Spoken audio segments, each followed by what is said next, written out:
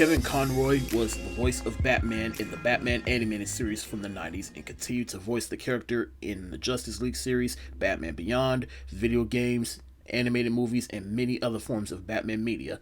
But on Thursday, November 10th, 2022, he passed away at the age of 66 from cancer, and fandoms everywhere collectively mourned. Because Kevin Conroy shaped a lot of childhoods, including my own. As a child of the 90s, I remember watching the Batman animated series on Fox Kids and then would go on to be on Kids WB. And he continued to reprise the role multiple times, but it wasn't until I was in college and rewatched the animated series where I appreciated the show even more. And Kevin Conroy's voice acting performance as Bruce Wayne and Batman was a big factor as to what made me appreciate the show and its mature themes for our animated show. I felt Kevin Conroy was a big factor that brought that show to life, and a lot of people, including myself, consider him the definitive version of Batman. Hollywood has lost a true legend in the comic book community, the animation community, the voice acting community, and of course, the Batman community. Your legacy will live on forever, and the amazing work you did for over 30 years will never be forgotten. Rest in peace, rest in power. We love you, Kevin Conroy. You will truly be missed. Black Panther Wakanda Forever coming out this weekend. Of course I wanted to revisit the first film because not only it's one of my favorite films from the past decade, it's one of my favorite films of all time, and it is my second favorite movie within the Marvel Cinematic Universe. Well, thank you for your love and admiration for my movie, King Bradford, Son of Elton. You're most welcome, Your Highness. But I must ask, why is it only your second favorite in the Marvel Cinematic Universe? What is number one? My number one favorite MCU movie is Captain America Civil War, but don't worry because that was your first introduction into the universe, so it all balances out. You're right. I did steal the show from Captain Rogers and Tony Stark. Indeed, you did in ways that nobody ever thought. But I also revisited the Captain America trilogy before watching the first Black Panther because not only did Civil War feature Black Panther, but because one of my homies had the nerve to say that Captain America, Steve Rogers, is selfish. Of course Captain America is selfish. Killmonger, where'd you come from? Don't worry about it. Steve Rogers is a fraud. He's not your American hero as you claim he is. Because the first opportunity he had to go back in time to not be a superhero, he definitely went back and not became a superhero. Okay, but we're not here to talk about Captain America. We're here to talk about Black Panther. The only negative I will give this movie is that it has some spotty CGI. This right here looks like some shit you see from Spider-Man 3. But hey, keep in mind, this came out before Infinity War, and I can imagine Kevin Feige has some of his best visual effects artists working on that than he did Black Panther, and understandably so. But other than that, what can I say about this phenomenal film that hasn't been said? It's the story of T'Challa becoming King of Wakanda and learning what it truly means to be the king and the responsibilities that come with it. And things get even more difficult when his long-lost cousin challenges his right to the throne. Ryan Coogler really brought his own stamp to this film while also working in the confines of the MCU. People can argue that this is not one of the best movies, and while they are not wrong to a certain extent, but I do take heavy issue with people saying that it's overrated and people scoffing at the fact that it was a cultural phenomenon.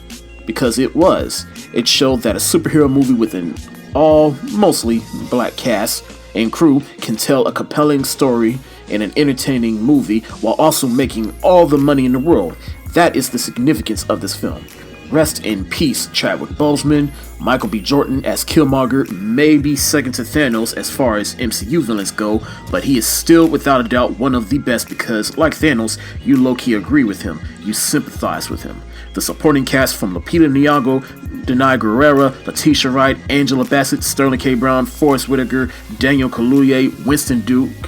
A lot of black star power in this film, and even the Tolkien white boys. Martin Freeman and Andy Serkis, especially Andy Serkis, were great additions to this film. I can gush over how great this movie is and how much I love it, but I would have to make a longer video, so I'm just gonna rate it and call it a day. Black Panther absolutely gets the hands up emoji because it is a masterpiece.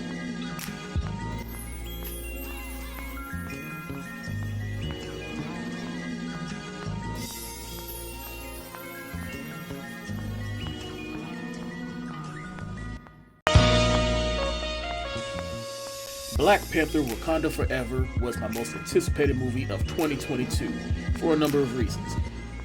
That first movie was one of my favorite movies of the year it came out.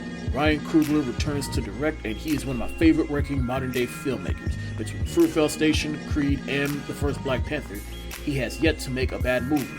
But then there's the elephant in the room with Ryan Coogler being dealt a bad hand when Chadwick Boseman, who plays King T'Challa, passed away unexpectedly 2 years ago. So Ryan Coogler had to restructure the film to work in the passing of the character while also introducing Namor to the big screen for the first time. And while the Wakandans are grieving and figuring out how to move forward after the king passed, they are possibly going to war with Namor and his people. Now, while I still prefer the first film, I still say this was a worthy sequel to that original film, and Ryan Coogler continues to prove why he is a filmmaker to be reckoned with. It is a miracle he was able to pull this film off. Now, no movie is perfect, and this movie is no exception, and the gripes I do have with this film is that it is too long. I felt that there were things in the film that I felt could have been cut out, such as Agent Ross and Riri Williams, who I will talk about more in a bit. But I feel like if you would cut those characters out, the movie would be no different and much tighter. Other than that, the visual effects are much better than the first. Letitia Wright as Princess Shuri steps in the main role as her character, and she passed with flying colors. Angela Bassett was an acting MVP, and if she doesn't get an Oscar nomination, I am going to riot. Other returning favorites include Lupita Nyong'o, Winston Duke, Danai Gurira, and Ryan Coogler made the smart decision to have all the characters grieve to the point where you see the character and the actors grieve. The two new additions include Dominic Thorne as Riri Williams, aka Ironheart, who was fine but I felt didn't do enough with her. I just felt like they had her in the movie to introduce her for future Marvel projects, and finally, the actor that plays Namor, or Cuckoo Cotton, was excellent, and I can't wait to see what they do with this character in the future. Like I said, it's a worthy successor to that first film. Make sure you have a box of tissues, because it will give you the waterworks. And I also want to take a moment to thank you, Ryan Coogler, because again, you were dealt a bad hand and you succeeded and came out on top. And thank you for Letitia Wright stepping in and stepping up, and Angela Bassett acting her ass off. Just thank you, everybody, both in front of and behind the camera, for putting this movie together. I'm gonna give Black Panther Wakanda Forever the hard eyes emoji. I held off on my spoiler review of Wakanda Forever because I wanted to see it a second time to see if my thoughts on the film were the same or different. Plus, I wanted to take my whole family to go see it, just like I did for the first film. I would have taken them opening weekend, but everybody's schedules didn't line up, so I ultimately waited till the week of Thanksgiving when everybody was home and nobody don't got much to do. But I also just had to see it opening weekend for the sake of getting my review up. But now that I've seen it a second time, here is my more in-depth thoughts on Black Panther Wakanda Forever. Spoilers and all, rapid fire, here we go. They ain't waste no time addressing the death of King T'Challa, and by extension, Chadwick Boseman, with opening the movie with the king dying from an illness, and we see the funeral. This version of the Marvel Studios logo is on the Disney Plus version of the first film, so I already knew about it, but it doesn't make it hurt any less. Queen Ramonda stepping up as the ruler of Wakanda is badass, and I love it when she's at the UN and told him straight up, look, my son was diplomatic in sharing our resources with y'all, but he's gone, so we have no protector. But don't think I know y'all, so I know what y'all up to, I know y'all BS, so keep fucking with us, and we'll take that as an act of aggression. So I just love that, you know, she told him straight up. I like how she even called out Okoye doing that have I not given everything scene. And she basically told him, like, look, I stood by you, I gave you my daughter and you lost her, and I stood by you even when you stood by Killmonger and he took over the throne and you did nothing. But what was your excuse? Oh, I am loyal to the throne no matter who sits in it. But now you have failed me for the last time. I love Namor's backstory the second time around in his underwater world, and there is so much potential for this world. Again, I felt Riri Williams was just here as a plot device and was just here to set up her own Disney Plus show, but don't get me wrong, I still like Dominic Thorne as the character. Martin Short as Agent Ross could have also been cut out of the movie, and so can Julie Louis-Dreyfus reprising her role as Valentina, which I'll admit I was surprised to see her here in this movie, but again, that just further proves that Kevin Feige told Ryan Coogler, hey, as much as I'm giving you carte blanche especially given all the circumstances around this movie, I still need you to set up other projects. Speaking of Ryan Coogler, you know Ryan Coogler loves his long takes, and I liked his long take when they were in the garage. I can't believe they really killed off Angela Bassett in this movie, which adds to Shuri's story, but damn, how they gonna kill off Angela Bassett? Ryan Coogler and company and Marvel, I think, really underestimated how much everybody loved M'Baku from the first movie, which is why there is a lack of him in this movie, but I do like the rapport he has with Shuri. I love the sequence where Shuri recreates the heart-shaped herb and goes to the ancestral plane and gets her powers, but I loved seeing the return of Michael B. Jordan as Killmonger, and oh my god, his presence here really brought the movie up for me. The final battle was cool and really brought home the conflict Shuri is feeling within herself.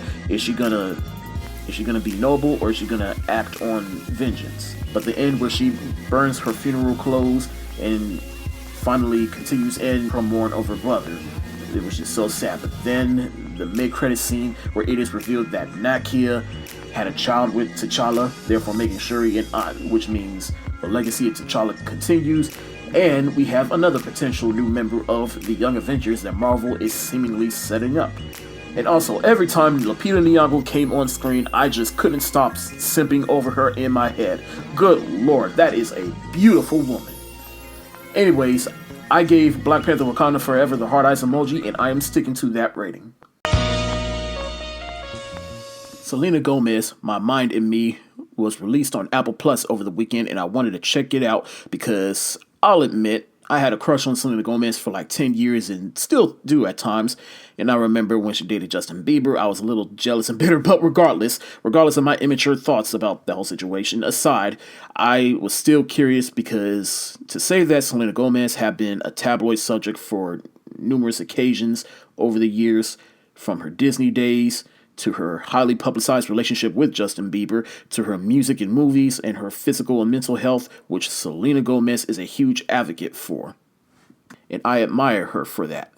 And after you watch this documentary, you will understand why even more, because, as I said before, there is a difference between knowing and understanding, and I felt this documentary did a good job of making you understand that.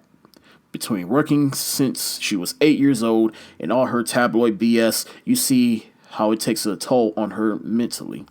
And she is trying to be a better person from it. The documentary focuses on the past 5 years of her life from 2016 until now, and you see the progression, and she was honest, candid about her mental health.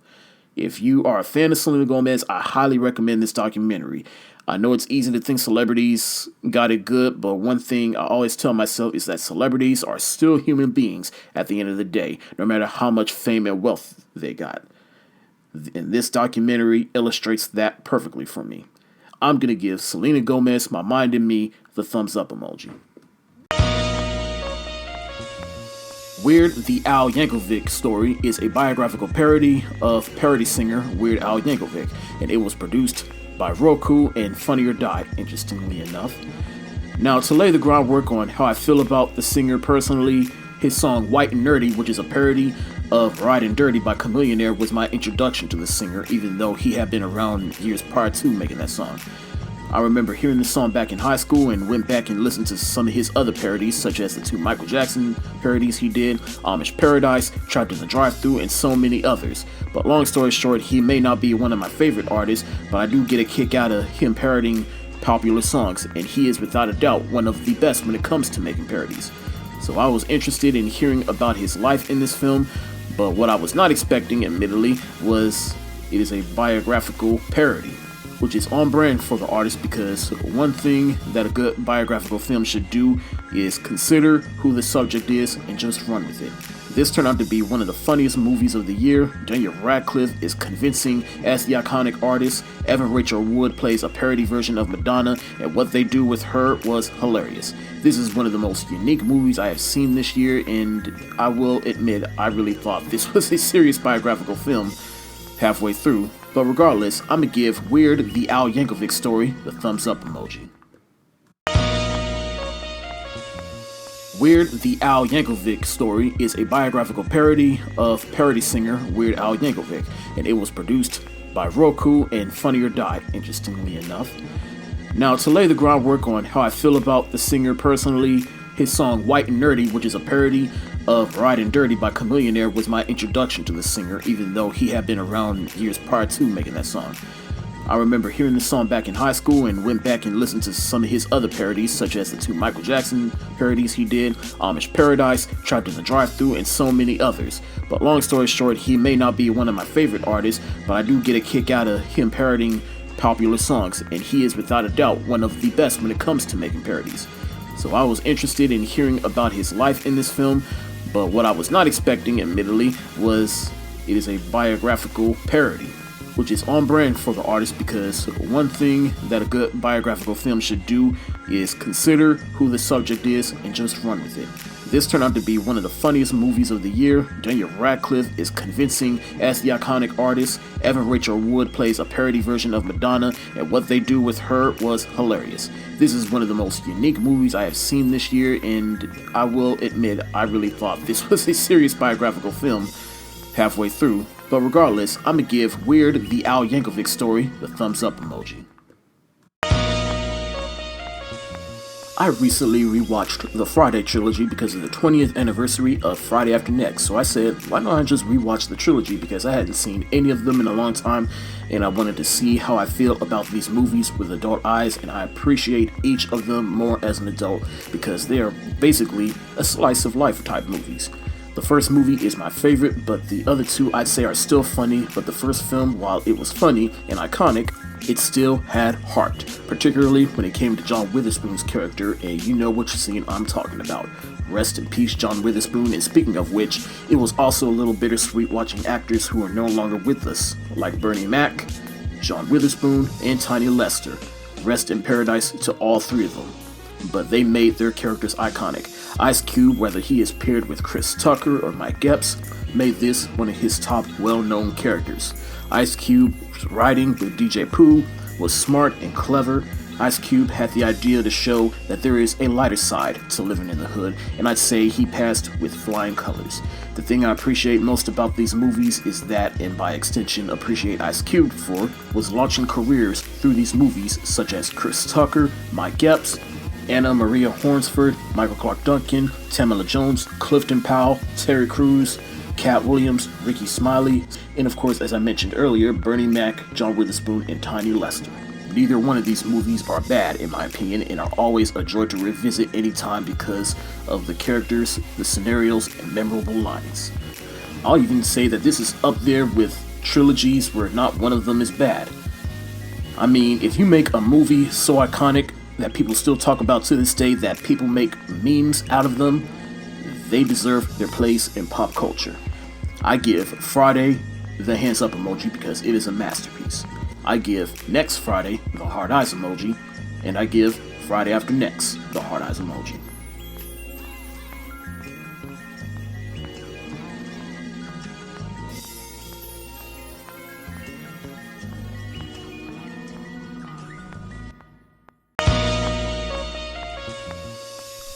It has now been 30 years since the original animated Aladdin came out, and of course I wanted to revisit it because it's not just one of my favorite animated movies of all time, it's not just one of my favorite movies, period, but it's my second favorite Disney movie of all time.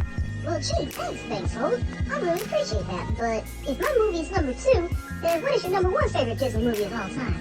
The Lion King. And I'll allow it. The Lion King is great. It's a great movie. Poof! You guys are doing a review of Aladdin without me? I mean, I had you in one of my other reviews.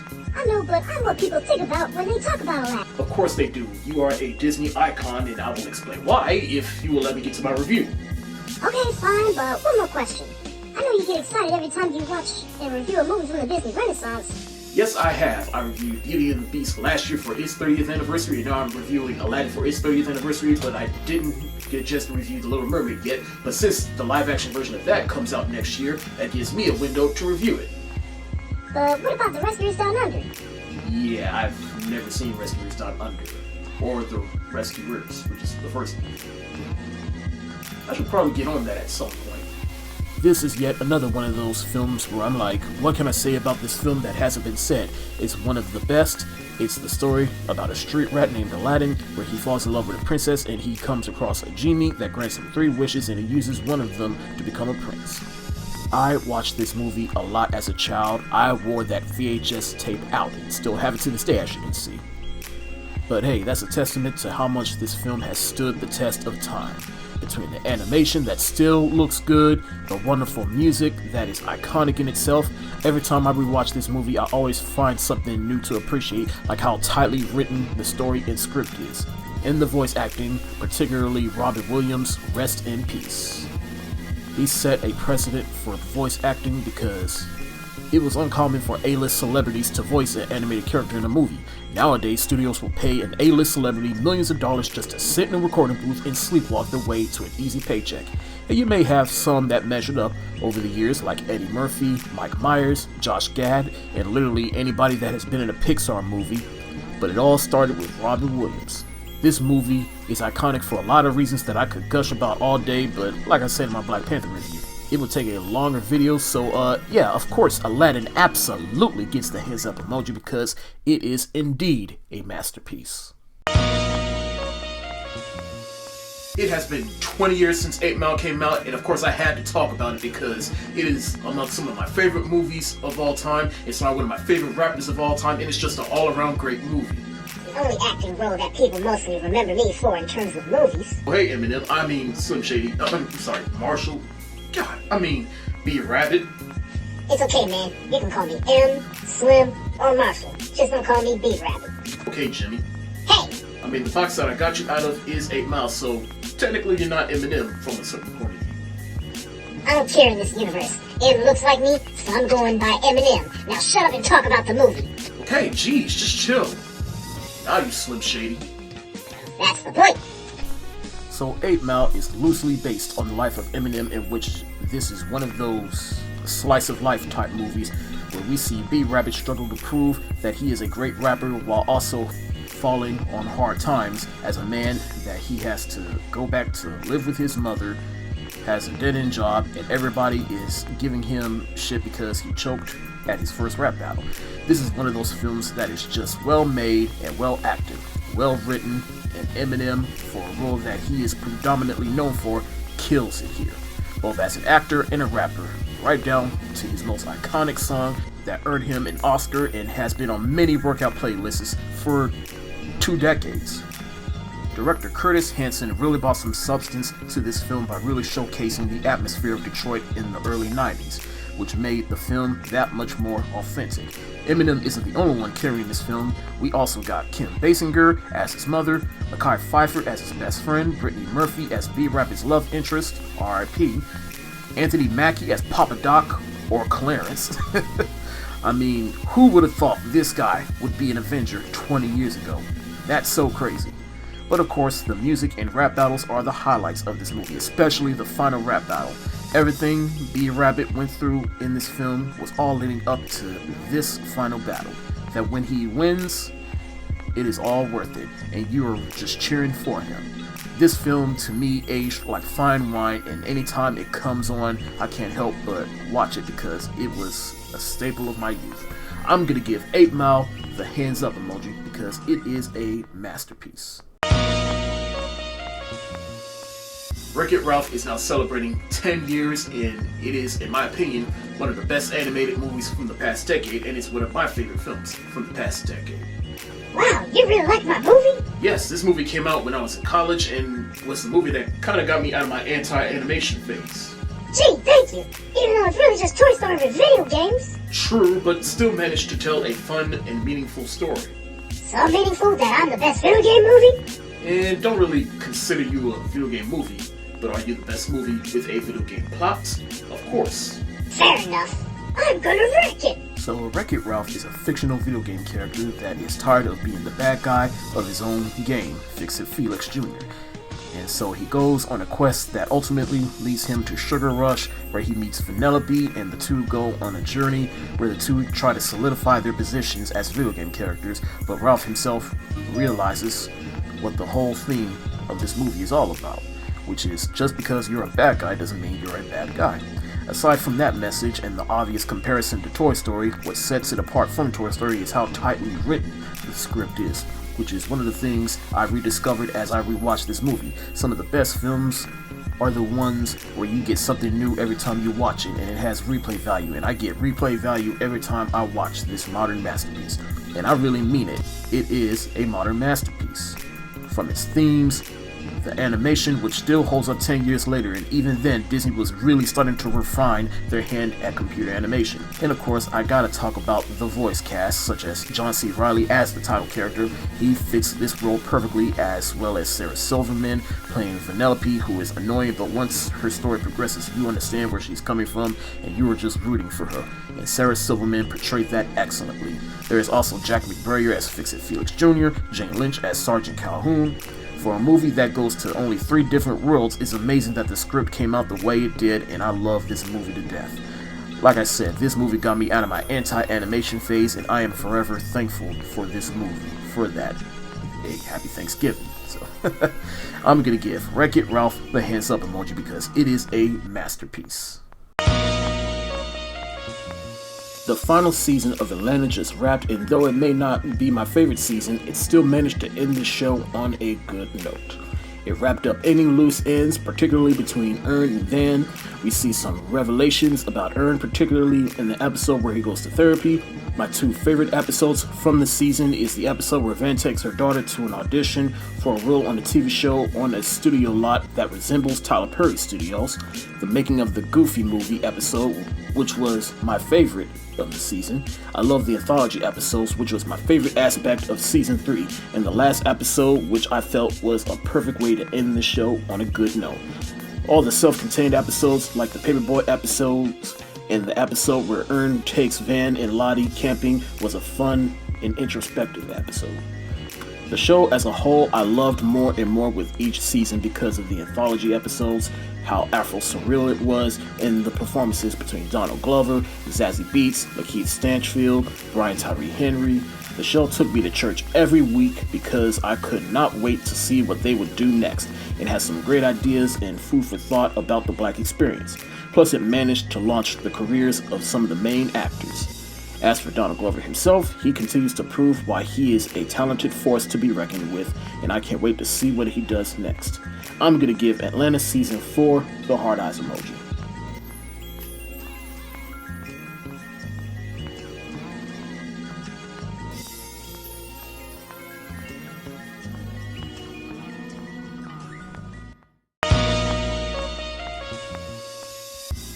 The Guardians of the Galaxy Holiday Special was just released, and here Mantis and Drax travel to Earth to find Kevin Bacon, who was Peter Quill's favorite hero and actor, to cheer him up during the holidays.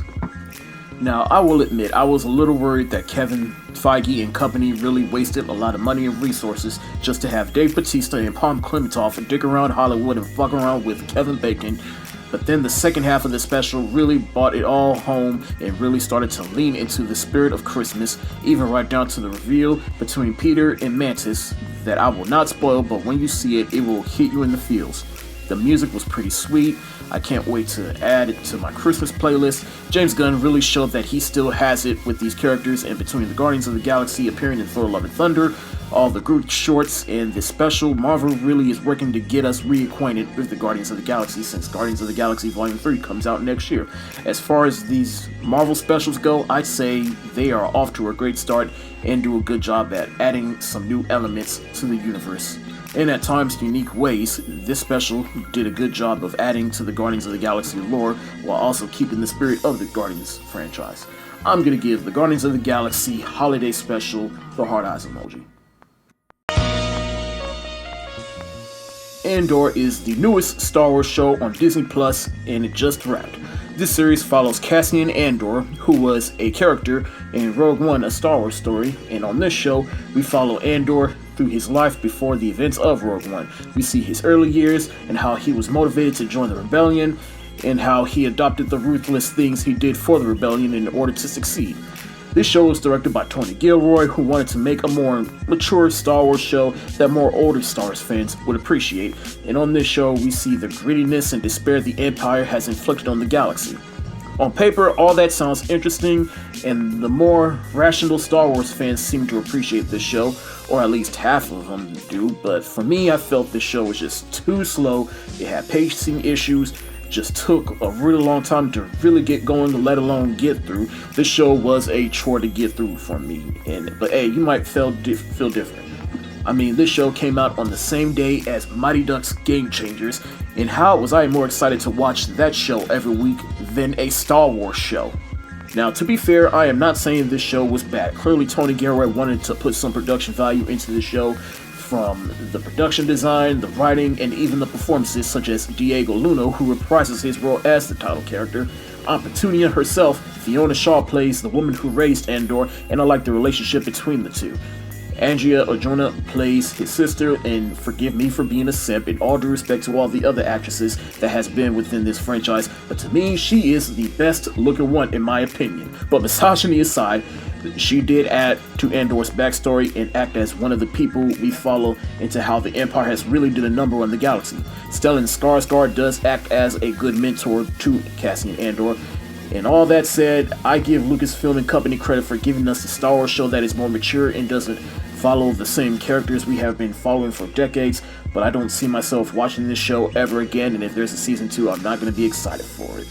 As far as all the other Disney Plus Star Wars shows, The Mandalorian, in my opinion, is still the best, until I watched Tales of the Jedi, which I think is the best Disney Plus Star Wars show, which might be a hot take, but hey, at least this show was fun while also adding something new to the lore of Star Wars. It may not seem like I didn't like the show all that much, but I will still be fair and nice and give Andor the thumbs up emoji. I remember liking 8 Crazy Nights back in the day and thought it was pretty funny, but hey, that's because I was still a child back then, and as I've gotten older, I kind of realized the hate that the movie got in. Watching the movie 20 years later with adult eyes, I can see why. Now, there's still some funny stuff in there that I thought was funny, but that's because it's for nostalgia reasons, because I used to watch it on TV back in the day, but overall, this is everything bad about Adam Sandler's career at a point. It's just nothing but poop jokes, burp jokes, lowbrow humor. But hey, if you like this movie, then hey, more power to you. But I won't be revisiting this every Christmas anytime soon. But hey, happy 20th anniversary, 8 Crazy Nights. I remember renting this from Blockbuster back in the day and remember liking it, but as I've gotten older, I've kind of realized that this movie was pretty much a flop, which should have been pretty obvious to me since nobody really talks about it. But the animation is next level, and it is a unique take on the classic story, which is Treasure Island. But it just remains a chapter within Disney's history when they was being a little bit more experimental, and there were times they tried and times they failed, and it just happens to be one of the times where they failed. So, but overall, hey, it still earned a cult following. Happy 20th anniversary, Treasure Island. Finally got around to watching Amsterdam, which is directed by David O. Russell and starred Christian Bale, Margot Robbie, John David Washington, Zoe Saldana, Chris Rock, a whole cast of actors, and that's really the selling point of this movie, is just a bunch of talent in this movie, but some of that talent just not enough to justify the script and story of this movie. That just wasn't compelling enough. I mean, it had some cool and fun elements, but the cast alone just couldn't bring this movie home for me. So, I mean, that's usually David O. Russell's shtick. It's just he has an idea and then just cast a whole bunch of people in it, and boom, that's your movie. The movie just sells itself on the cast, which is not enough. So yeah, I don't see myself revisiting this anytime soon, but the performances alone are worth your time, though. For a one-time watch, that is.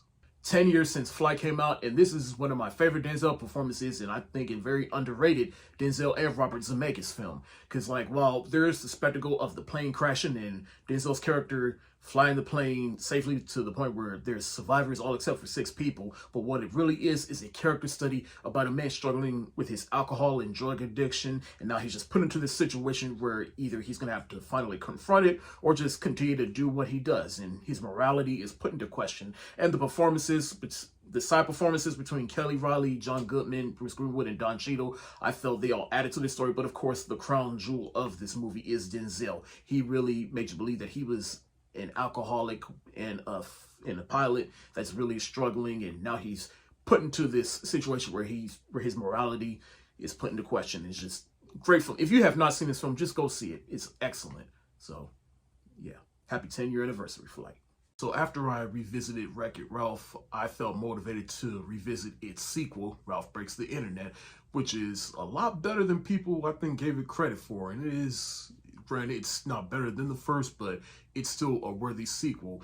And yes, you can make the argument it's pretty much just a better version of the Emoji Movie, and they're not wrong. It definitely does some things better than the Emoji Movie and utilizes the internet aspect a little better than that movie, but it also deals with how one person can get too attached and it's clingy.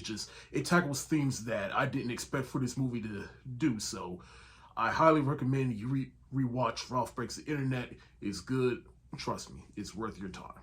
Another 10-year anniversary from one of David O. Russell's films, and probably the first David O. Russell film that at least I know of where I saw he really is a good director. Now, he's made some other films I wasn't too happy about, but this one in particular, I'd say it's one of my favorites. Oh yeah, I forgot he directed The Fighter, but this one right here is a close second. But it has Bradley Cooper and Jennifer Lawrence, the first time she won an Oscar, but it's really a good exploration on people struggling with bipolar disorder and how everybody just has these little knickknacks that they do with that just makes them a little bit crazy. It not just addresses bipolar disorder, but it also has a couple of characters that have OCD. It just shows that like you're not necessarily diagnosed, but we all just have a little bit of crazy in us that just puts us over the edge or just makes us tick. But of course, again, the acting jewels in this film are Bradley Cooper and especially Jennifer Lawrence. If you have not seen this film, I highly recommend it. It's funny, but also it's dramatic in all the right ways and just an all-around enjoyable film. And it also has you leaving feeling good by the end too. So happy 10-year anniversary to Silver Linings Playbook.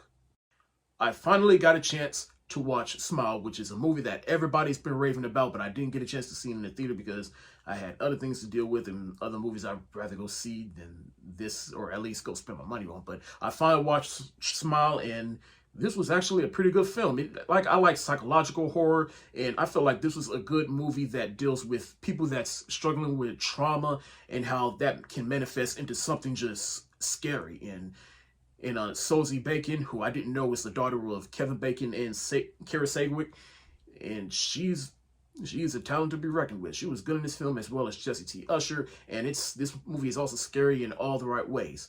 I say this movie is also kind of like Barbarian, not necessarily like Barbarian, but it's two completely different movies.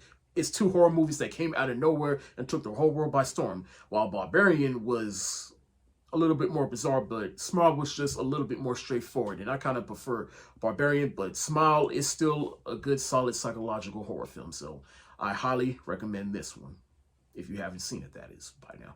Yeah, so these reviews continue because over the Thanksgiving holiday, I got a chance to watch some movies that I haven't gotten a chance to watch, such as Ticket to Paradise. And yeah, I didn't care for this movie too much. I mean, George Clooney and Julia Roberts, they were fine in the movies. I feel like this movie just wasn't as funny as the trailers made it out to be. I mean, it's a fun and tried and true premise, but it just wasn't funny enough. I finally got around to watching Till, which is the story of Emmett Till and how he was brutally killed by some men in the South. And yeah, I was not anticipating seeing this in the theater because, I just don't feel like getting pissed off at white people right now, and I'd rather watch it in the comfort of my own home. And yeah, it took like 3 glasses of Jack and Coke to get through it because this movie, especially in the beginning, they really play up the stress and anxiety that Emmett Till's mother was going through. And shout out to the actress that played the mother because she really conveyed how, after watching this movie, I watched on this guy, it's called Just My Opinion, his review of this movie, and he said that you really get a new perspective on a mother's love after watching this movie, and he is right because I definitely have a new perspective on a mother's love after watching this movie because you will never understand how much stress and anxiety a mother gets whenever they send their child out into the world, and will they ever come back? And this movie did that perfectly. So shout out to the actress that played the mother and the young man that played Emmett Till himself. And oh yeah, this movie, yeah, not an easy watch, but if you do watch it, I'd say it's well made, well acted, and yeah.